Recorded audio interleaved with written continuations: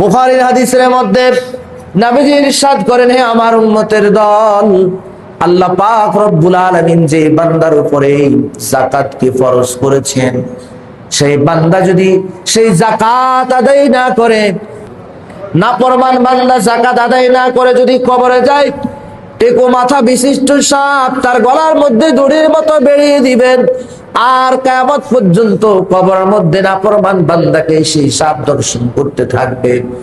ওই জাহান্নামের আযাব আর গজবের একটি সাপের দংশন এত মারাত্মক, এত ভয়ানক, যদি জাহান্নামের আযাব আর গজবের একটি সাপ দুনিয়াতে একটা নিঃশ্বাস পর্যন্ত ফেলত, গোটা কুল কায়নাতের এই দুনিয়ার যত নাজ নেয়ামত রয়েছে সবগুলো বিষে আক্রান্ত হয়ে যেত।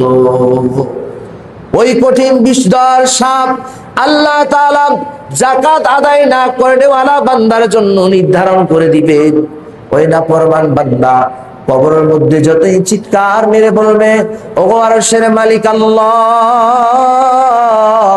আমি তো বুঝতে পারি নাই, আমাকে আবার দুনিয়াতে প্রেরণ করো, আমি যেন তোমার রাস্তায় আমার সম্পদের যাকাত শুধু নয়, যা আছে সব কিছু আমি তোমার রাস্তায় বিলীন করে আমি তোমার ঘর মসজিদেই পড়ে থাকবো, দুনিয়ার কোনো মোহ আমাকে স্পর্শ করবে না। আল্লাহ তাআলা বলেন, লা ইয়াতাকাল্লামুন ইয়াওমা ইয়াকুমুর রূহু ওয়াল মালাইকাতু সাফফান লা ইয়াতাকাল্লামুন।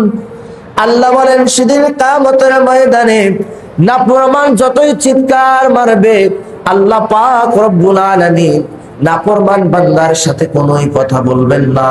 আল্লাহ তাআলা বলবেন, সরে যাও, সরে যাও। আল্লাহ পাক রব্বুল আলামিন বলবেন, ওয়ান্তাজুল ইয়াওমা আইয়ুহাল মুজরিমুন।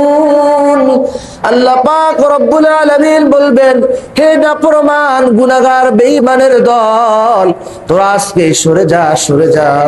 আমি আল্লাহর আরশে আজিমের নিচে তোদের কোনো ছায়া নাই, আমি আল্লাহ আজকে তোদের সাথে কোনো কথা নাই। ওয়ান্তাজুল ইয়াওমা আইয়ুহাল মুজরিমুন। নাফরমান বান্দা যা যা, সরে যা, আমি আল্লাহর কোনো রহমত আজকে তোদের জন্য বরাদ্দ নাই।